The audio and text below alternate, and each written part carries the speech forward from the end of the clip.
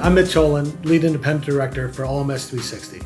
I'm pleased today to be with Doctors Bob Clark and Josh Everts to talk with them about why they chose to partner with OMS360.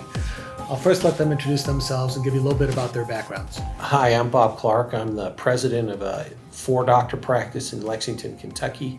We have 3 locations. The practice has been around since 1970. My name is Josh Everts. I'm from Alabama. I went to UAB for residency and finished in 2012, where I started a private practice there in the Birmingham area.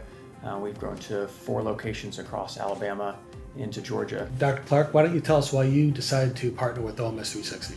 I think I kind of saw the writing on the wall that this form of practice modality was going to be moving forward. I saw a lot of advantages to it, in providing a way to form alliances with other practices to build a company. Basically, just the perspective of people that are trained business people as opposed to oral surgeons who've kind of learned business the hard way. And it just seemed like a great way to get to the next level with the practice and with what was going on in oral surgery. Dr. Everts, and why did you choose to partner with OMS360? We had experienced quite a bit of growth coming out of COVID. And just like growing a practice, we naturally need to make some decisions that are different from the decisions we made before. And so we looked at our practice model and looked at the people we had in place and realized that we were not going to be able to support the continued growth that we wanted to achieve. And so we looked outside of that smaller practice model to look at something larger for us to continue that growth. How do you see going forward the support that OMS360 is going to be able to provide you? I think every time we've experienced continual growth, it's been when we chose to go outside the current practice of what we're doing, whether that's starting a new practice or looking for an additional surgeon. And I think we found that with collaboration is where you experience growth as opposed to in isolation. Yeah, and with us, as I said, our practice has been around since 1970, and we have had all different kinds of sizes and locations. When I first met the Shore team and we started talking about a partnership, we had just been through some major changes and alignments in our practice that brought together a plan that we had put together maybe 5 years ago about consolidation and growth, and we wanted to consolidate first and then go into a growth phase. And I think that with Shore's support and the OMS360 team's support, we'll be able to take the consolidation we've done now and then grow out to the surrounding areas where there's a lot of opportunity. As founding partners, what do you envision the clinical side of the business going, and how to work with other oral surgeons throughout the organization and creating an advisory board, advisory panel? Yeah, I think that the sharing of best practices is something that's very exciting about this. I think we'll be able to take best practices of what we're doing in everybody's clinic, see what works, what doesn't work, and hone our systems and our practice delivery method. I think on the flip side of that coin is compliance and benchmarking, and to be able to compare what are regulatory standards across different states helps us keep ourselves out of trouble. And I think without the collaboration that occurs in these clinics and in these doctors' advisory boards, it's tough to know the changing landscape, and that's a great avenue for us to keep every doctor on board with those types of things. When you were looking at partnering in with OMS360, what were some of the concerns that you had to overcome or address to be able to come to the conclusion that this was the right move for you? A lot of it was cultural alignment and feeling confidence and that you were practicing with people, or you were partnered with people that shared the same values and mission that you had. Certainly we want to be able to provide high quality care. We want to provide the best possible care.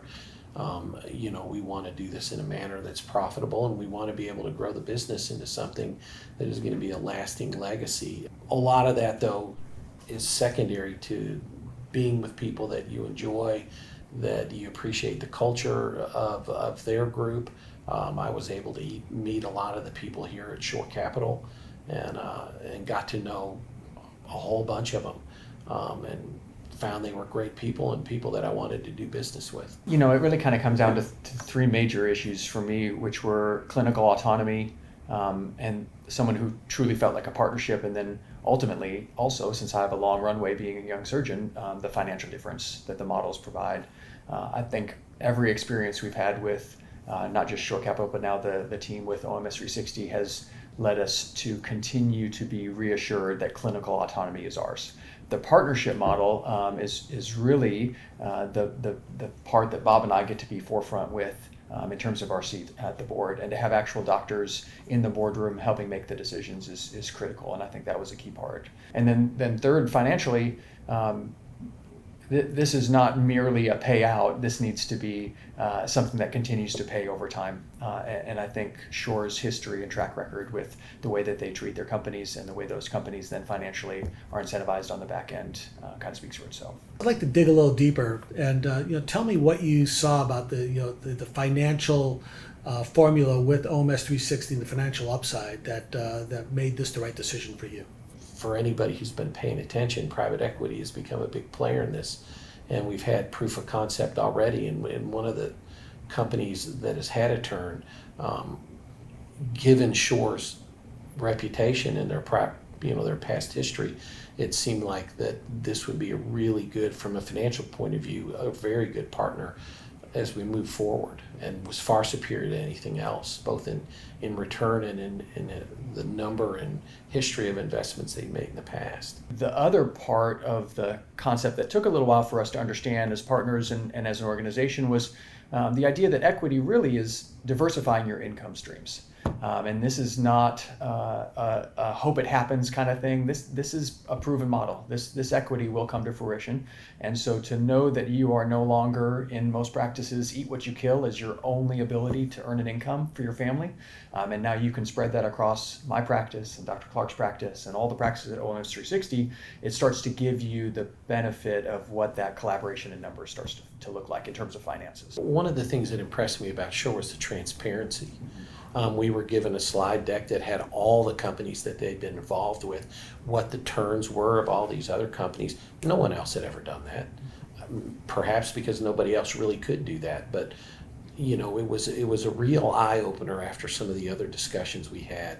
Within the profession, there are individuals that are at different phases of their professional life. There are the newly minted graduates. Coming out of residencies and new oral surgeons. There are those that are in the middle of their practicing years, and there are those that are towards the tail end of their career. How would you talk to them about the opportunity here at OMS360? For an older surgeon, I mean the advantages are obvious. If you're in your practice, you're figuring out, what am I going to do in retirement? How am I going to maximize my investment I've made of time and effort and money all these years into this practice, and being able to get some form of cash buyout in the beginning, and then the opportunity to participate in an equity event. Also the ability to perhaps give some operational control up to let people who are true business people run these things and let you concentrate on patient care. For a resident that's coming out in something like this, they have the opportunity to join a practice, to make money, to not have to worry about marketing or finding patients. I mean, certainly they want to develop their practice. So having somebody to help you with these things, and yet maintaining your clinical autonomy and having the potential financial return of what could be multiple turns is, for me, for a resident, is just a no-brainer. This is the best deal there is for a resident. Yeah, that's great. And I would echo a lot of what Bob said about these new graduates. I was not long ago a new graduate trying to think about all the opportunities available. It can be a little daunting to start to understand them. And I appreciate that this is a very new landscape that they're entering, and it can be tough to understand who the players are. And so to make that choice with an organization that has had experience actually running businesses that are successful gives you a little more reassurance that your business will be around in 5-10 years, and you'll want to be a part of it, and that you'll want to continue your path there. The resources are just insurmountable that are available in an organization like OMS360 compared to even a large local practice like ourselves. And so those types of things create a whole new environment for growth and education and mentorship that a new resident coming out, it's almost unheard of that you have that opportunity right from the very beginning. In terms of myself and my cohort, those in their 40s and 50s and growing their practices, this is kind of the prime time ability for me to continue to hone my surgical skills and abilities and and do what I am now highly qualified to do, and nobody else in my practice is qualified to do, which is surgery. And so the more that I can perform surgery, and the more that I can focus on my patients, and the more that I can provide vision for my practice in a way that the doctor can, and the less I can focus on all the other things, the more effective my business is going to be. Where do we go from here? How do we take it from 5 or 10 surgeons to now 15 to 20 surgeons? You need a whole nother level of support in order to do those types of things. Can you share with us some of the things that have been implemented that have been able to allow you to divest some of those business functions and get involved, stay more involved with your clinical care, which is where you were just talking about wanting to do? Yeah, I'm a pretty busybody, so I probably won't slow down in any area of my life. And I think this has allowed me to transition my attention and my focus from my local practice to OMS360, which is why I love serving on the board with Bob. And I think that's given both of us the ability to now take the things that we've learned over the years and the ways that we've both succeeded and failed in our local practice and apply those to now a global practice amongst all of us. Where we have some more operational support, a lot of the day-to-day running of the practice has been taken off my shoulders. Management of human resources, staff, billing, all that kind of stuff is gone. Yeah, all the stuff that you hate, all that stuff is gone, and you don't have to worry about that anymore. And as the platform continues to grow, we're going to continue to have more and more support that will allow us to focus on clinical things. There was always the concern of how's it going to affect my practice, how's it going to affect my staff, how's it going to affect my culture. What have you seen? How do you feel that has been what has transpired in the last 8-9 months? I can tell you that we haven't lost a single person due to OMS360. I've had no complaints. Everyone has been very receptive. You work with these people all the time. They're like family to you. And, the OMS360 people and the people that Trevor has built out, they're also like family, and they've come in, they've made a point of interacting with my people. Culture-wise, there really hasn't been anything. I think the Shore team, from what I've seen from being up here at Shore, is that they're almost like a family, and that fit very well with the ethos of my practice. I think in order for it to be a true partnership, there's a little bit on both sides to this, some ownership to the culture. And at Shore was, and OMS360, the team was real quick to make sure that they came and understood who we were first before they decided how this was going to look. And so we had people visiting our practices and talking to us and talking to me as we were introducing them to what was happening so that everybody could put faces to names and get to know the personalities involved. The OMS360 team really is invested in their happiness and their success, in their financial well-being, our staff, as much as we were before this transition. That's great to hear. I think being part of a large organization as the organization continues to grow, one of the cultural benefits in my estimation, is the cross-pollination of best practices. We're relatively young in our journey, but have you had the ability to sense any of that yet? Yeah, we've already had all of our practice administrators in frequent communication with each other, and I think that's maybe the best place for a lot of that cross-pollination to occur on an early level. So we've already started to talk about the things that happen from an administrative level that again have eased our burdens and eased our ability to know whether or not we're doing things the right way. Our team is now bigger. It's not just OMS360. My team is Bob's team and the other practices team that have lent themselves well to each other. And having those resources available, not just relying solely on OMS360 to do those things, but for the practice now to feel like a larger group practice in amongst themselves is pretty nice. Whenever you can get multiple administrators to sit down with each other to share ideas, information, what works in their practice, what they've tried and didn't work in the past, you're going to always end up with a better result. And I think as we continue to grow and build out, we're going to have more and more of these interactions, and they'll be very valuable. If you had the opportunity to go back and counsel your younger self, what you would have done differently or how you would have approached this any different than you did, what might that have been? The first thing I would go back and tell my younger self is that you got to believe in the equity. I think that's very important.